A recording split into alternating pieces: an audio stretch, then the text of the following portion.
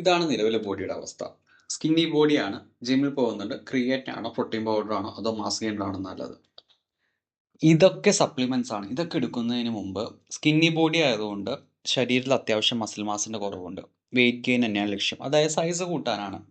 അങ്ങനത്തെ ഉള്ള കണ്ടീഷൻ നമ്മുടെ ശരീരത്തിന് ഏറ്റവും അത്യന്താപേക്ഷികമായിട്ട് വേണ്ടത് കലോറിയാണ്. അതായത് നമ്മൾ ഒരു സ്പെൻഡ് ചെയ്യുന്ന കലോറിയേക്കാൾ കൂടുതൽ കലോറി കഴിക്കാൻ നോക്കണം. അതിന് കലോറി സർപ്ലസ് ഡയറ്റ് തന്നെ ചെയ്യണം. അതിനോടൊപ്പം തന്നെ നമ്മുടെ ശരീരത്തിന് ആവശ്യമുള്ള പ്രോട്ടീൻ എത്രയാണെന്ന് നോക്കണം. ഇതിൽ എത്ര ഗ്രാം ബോഡി വെയിറ്റ് എന്ന് എഴുതിയിട്ടില്ല, ബട്ട് നമുക്ക് എത്ര ഗ്രാം പ്രോട്ടീൻ കിട്ടണമെന്ന് പറഞ്ഞാൽ നമ്മൾ ഗെറ്റ് ഫിറ്റ് കെയറിലെ വെബ്സൈറ്റിൽ പ്രോട്ടീൻ കാൽക്കുലേറ്റർ ഉണ്ട്, അത് യൂസ് ചെയ്ത് കാൽക്കുലേറ്റ് ചെയ്യാം. അല്ലെങ്കിൽ റഫ്ലി ഒരു 1.5 ടൈംസ്, ഒരു 50 കിലോന് 75 ഗ്രാമോ അല്ലെങ്കിൽ 100 ഗ്രാമോ ഒക്കെ മിനിമം കഴിക്കാൻ നോക്കുക. ഡിപ്പെൻസ് നമ്മുടെ ഡൈജഷനും കാര്യങ്ങളൊക്കെ അനുസരിച്ച്. അത് നമ്മുടെ നാച്ചുറൽ ഫുഡ്സിൽ നിന്ന് തന്നെ കിട്ടാൻ നോക്കുക. 75 ഗ്രാം കിട്ടുന്ന ഏകദേശം ഒരു 200 ഗ്രാം ചിക്കനോ ഓക്കെ, അല്ലെങ്കിൽ മീനോ ഒരു 200 ഗ്രാം സോയ ചങ്ക്സ് ഒക്കെ കഴിച്ചാൽ തന്നെ അത്യാവശ്യം നല്ല രീതിയിൽ പ്രോട്ടീൻ നമ്മുടെ ബോഡിക്ക് ആവശ്യമുള്ള കിട്ടും. എന്നിട്ട് കിട്ടുന്നില്ലെങ്കിൽ മാത്രം പ്രോട്ടീൻ പൗഡറിനൊക്കെ കാശ് മുടക്കിയാൽ മതി. പിന്നെ പലവരും മാസ് ഗെയിനർ എടുക്കാൻ പറയുന്നുണ്ട്. മാസ് ഗെയിനർ ഈസ് എന്താ, സിമ്പിൾ ആയിട്ട് പറഞ്ഞാൽ നമ്മുടെ ശരീരത്തിന് ആവശ്യമായിട്ടുള്ള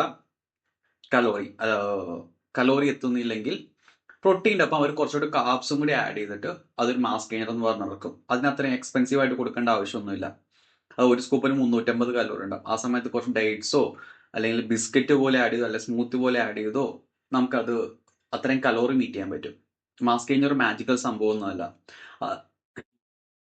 അതായത് നമ്മുടെ ശരീരത്തിന് ആവശ്യത്തിനുള്ള കലോറി കിട്ടിയില്ലെങ്കിൽ മാസ് ഗെയിനർ 2-3 സ്കൂപ്പ് എടുത്താൽ പോലും എന്നിട്ടും ഡെഫിസിറ്റ് ആണെങ്കിൽ വെയിറ്റ് ഗെയിൻ ഒന്നും സംഭവിക്കില്ല. അപ്പൊ ആദ്യം നമ്മുടെ ശരീരത്തിന് എത്ര കലോറി വേണമെന്ന് കണ്ടെത്തുക, എന്നിട്ട് അതിന് മുകളിൽ നമുക്ക് ഫുഡിൽ നിന്ന് കിട്ടുന്നുണ്ട് നോക്കുക. ഇല്ലെങ്കിൽ മാത്രം ബാക്കിയുള്ള കാര്യങ്ങളൊക്കെ നോക്കിയാൽ മതി.